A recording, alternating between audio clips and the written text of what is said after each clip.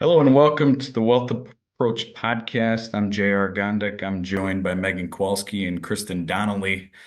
Today, the topic is great divorce, and our discussion for today is focused more on the financial side of the divorce. Obviously, there's a lot of considerations if you're going through a tough situation. It's a tough topic overall. We really want to educate around the financial side and consideration on the topic. So if you look at the current market and the trend and the reason we want to highlight gray divorce is the overall increase. And when you look at the realities of divorce, I mean, it's kind of the old joke when one spouse says to the other, "What do you want for your birthday?" And the spouse responds, "A divorce." And the other spouse says, "That's too expensive. What else do you want?" Right? The challenge from a financial perspective, nobody wins, right? And that's just the bottom line overall. But when you look at gray divorce as a category, the divorce rate has declined over the last decade or so from almost 50% to the low 40s. But the rate within the gray category has gone from 8% to 36% of the market. And for 65 and older, that amount has tripled. So it's really a tough topic overall, but we really want to kind of talk through some of the financial considerations today. Yeah, and we wanted to emphasize we are only touching this topic from a financial perspective, and there are many reasons why people approach this topic. So we are purely only covering it from that standpoint, um, and and we want to just kind of make that clear up front. But to kind of get into it, we wanted to just cover who does anyone benefit from a divorce? Who comes out more on top after the fact? And I think the data might surprise most of us. So the quick answer is no one financially benefits from a divorce. However, women are significantly more worse off, almost to the tune of 50% of their previous lifestyle that they're adjusting down to, and men at 20%. There's obviously a lot of factors that could go into it that could cause this. One just being before you were supporting just one household and one set of expenses, and now that one couple is supporting two. So obviously, there's going to be a decline in lifestyle regardless. But from the data's perspective, women tend to suffer more from a lifestyle recession standpoint. So that's just a And, thing to be aware of. and obviously, Megan, you look at, you talk about two houses, buying two homes right now. Mortgage rates have changed dramatically, right? So it's Mhm. an additional consideration, looking at the last year and in the near future, whereas mortgage rates a few years ago were 3%, now they're closer to 7%. So it's just another reason to see how much more expensive it is for two households in this environment. Yeah, and we also have a few factors that are coming to play. For example, people are living longer, and women live about 5 or 6 years longer than men anyway. And Mhm. so resources that are divided in a divorce are generally equal or fair, and women will have to live longer on those resources. And also, women are much more likely to need assisted care, which is at this point, the average is $54,000 a year. And women generally spend 3 to 4 years in assisted care at the end of their lives. So you have less money for retirement that has to stretch over a longer period of time with more expenses. And so that's on top of just the overall decline in lifestyle. Definitely. And another, I think, very surprising statistic that Kristen brought to us was how many couples regret their divorce. So, Jared, do you have any idea of what that statistic would be? I think it's surprising, right? And in theory, you think very, very few would have regret, right? And the reality is, I'm guessing it's a lot higher than very few. Yeah, to the tune of a third, more or less. So, one out of three people, after going through the process and going through a divorce, said that they regret it. I mean, there's obviously a variety of reasons that could go into it, but it's that seriousness to make sure you fully understand and kind of work through before getting to this point, because Not that it's irreparable if you are. I know some people who've gotten a divorce and actually formally got back together, but it's an expensive process. It can, disturb not only you within a couple, but others. So just make sure you're going into it eyes wide open and that you kind of know everything going into it. With that being said, if you are considering a divorce, there are a few things that you should be aware of before you kind of take more serious action. One is just being aware of what does your net worth statement as a couple look like on paper? Are you familiar with all of the resources in place? If you're not, make sure to get familiar with that. As well as just cash flow. What's the current cash flow needs for you guys as a household currently, and being able to forecast what that might look like. This is also a great opportunity to engage with a CDFA. We'll get into a little bit more with what a CDFA is next, but they can help you understand your broader picture and map out what it might look like if from a financial perspective, if you were to separate. So this And Megan, part of the divorce process is a financial affidavit. And that is something that every divorcing couple will have to produce. And it's a very extensive list of assets and expenses. And so you're going to have to go through that process anyway. And but that is when you're in the divorce process. And so that can be a real eye opener. That can be sometimes the very first time a couple starts realizing, uh-oh, when you put the numbers down on paper, it doesn't look so good. Mm-hmm. And I'd like to go back to another point as a third of couples regret getting a divorce. There is a significant impact on couples' finances. And as people are in retirement age, they have more complex finances. And so there's a lot of disruption there. But I don't know if you remember last year, the Surgeon General said that loneliness was a national epidemic. And that is the number one factor that retiring people, so the people in that same age group, say is their biggest complaint in retirement is that they're lonely. And so you're getting a divorce and you're in that retirement age where you can be isolated. So that's probably another reason why couples regret getting a divorce. And Krista, with some of the data we talked about and the financial considerations of lifestyle and income adjustments lower, what are some of the facts around bankruptcy and real big financial challenge in Yeah. divorced couples? The incidence of bankruptcy for people who are divorced is 6 times higher than those who are married. I mean, but you can see how that happens. If you think about it, women have a lifestyle that's 47% lower after divorce, men 20%. I mean, how many people do you know that can withstand that kind of change in income and still be okay? It takes time to change habits. You don't just change habits on a dime like that. And so it can bring people to real severe financial consequences. And another thing to be aware of that you've kind of walked through with us is just the different types of divorce. I don't think most people know there are so many different ways to get a divorce. So can you walk through what those are and maybe just high level what the benefits or drawbacks could be from some of them? Yeah. So that's one of the things to know about. Most people don't know about it. Most people just say, go get a lawyer and, start the process. But it really takes a little bit more.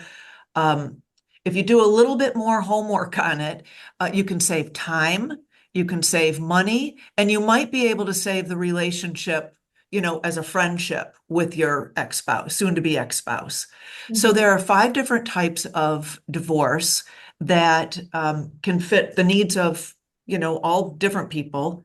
The first one is pro se, and that means that you do it yourself. I mean, technically, you can divorce without a lawyer. I wouldn't recommend it, but you can. I mean, you can go online and get the documents and all that. And so you would, determine your division of assets and hopefully there aren't children involved, but if there's children, make arrangements, come up with some sort of settlement. And then you would give that to a judge and they would say, okay, this fits our statutes. Depending on what state you're in, every state has its own divorce statutes and rules and ways of calculating different things. And states are generally divided into two different pockets. You're either a community property state, which means that marital property is divided 50-50, or equitable distribution, which means fair. So if the judge deems that your divorce that you came up with fits, like Illinois is equitable distribution, fits those statutes, you'll be divorced. Mhm. The second type is mediation. And mediation can be good for people who get along, but they just don't, they have a few issues, but they just don't want to be married anymore. The upside to mediation is that it's generally inexpensive. The downside is that they generally don't do the same amount of financial due diligence. And so people can find themselves going through a mediation, getting a divorce and being happy about it, and then find out that their spouse hid assets or there was something that they really didn't understand about the asset division. Mhm. Then there's collaboration, which is an interesting, unique, and I think very good form of divorce, but it's not popular in all states. It is popular in Florida, where you have two lawyers, you have a financial neutral, and you have a therapist, and that's the team. You work together and you hammer out a settlement.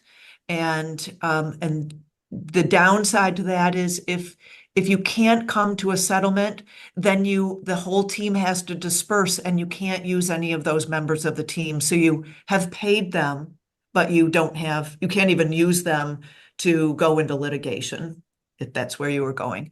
And then, of course, there's litigation. That's the type of divorce that everybody thinks about. You get a lawyer and you try to make a settlement.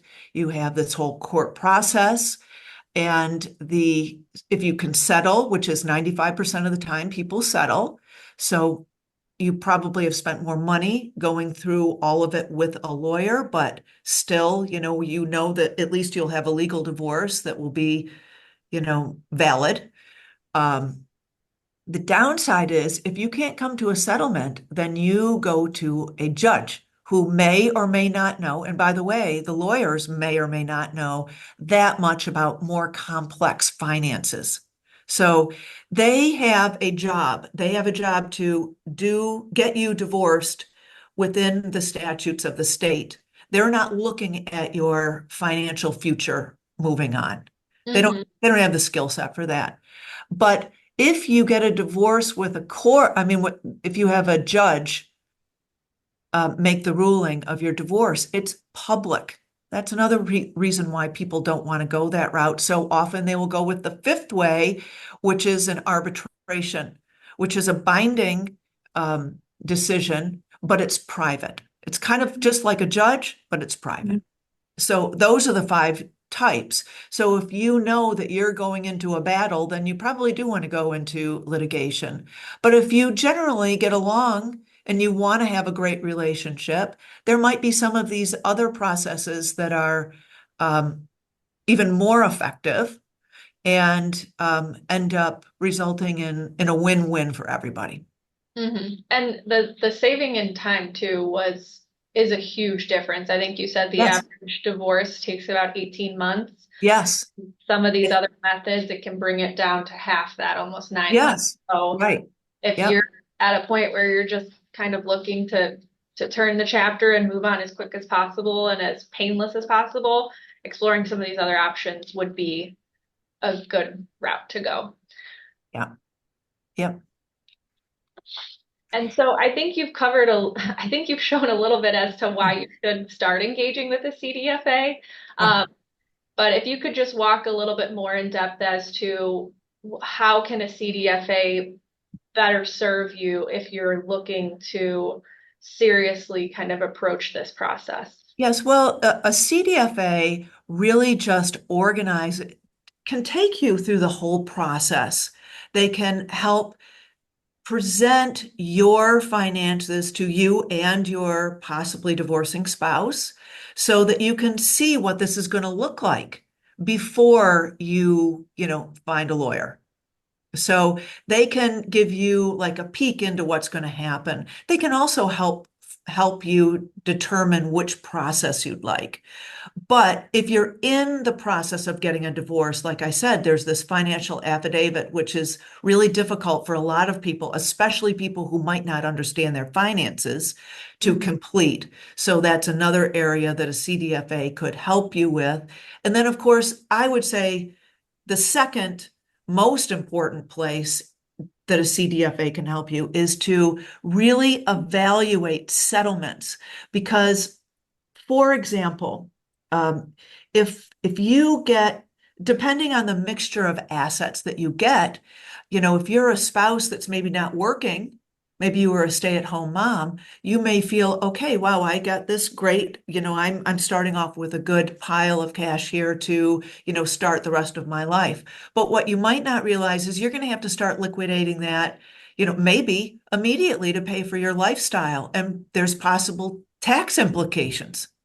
Mm-hmm. Or, of course, there in the settlement process, one party might want, like, for example, the house, which is always a bone of contention. And so there is a lot of work, especially around a house, to see if, first of all, the person who wants it can afford it. Mm-hmm. Often, if you don't have income, and in this age group, a lot of these people will be retired, you can't get a mortgage. Some people don't have a credit rating good enough to get a mortgage, or to your point, JR, now mortgage rates are so expensive that now they can't afford that same house that they're in. Well, and Kristen, to that topic on the house, right? The marital house could be a very emotional item, right? And again, we're talking on the financial side of this discussion because you see this a lot over time where really wanting to keep the house can really take you closer to that 6-time increase in bankruptcy because of that huge amount of cost. So it's really, which is difficult to do, separate the emotional side of this decision to purely on the financial side. Yeah, that's right. But then the real work, the most beneficial work probably for a CDFA is working with your advisor to make sure that after the divorce is over, that you have a plan moving forward and you have accounted for all the things in that divorce settlement. Like, when you can get Social Security. You understand that if you take it a little bit later, you understand the parameters of that. You understand the pension and when it starts and when it stops. You understand your maintenance, when it starts, when it stops. And so that you can put these numbers all together and really create, along with your advisor with, asset management, really create a solid plan moving forward.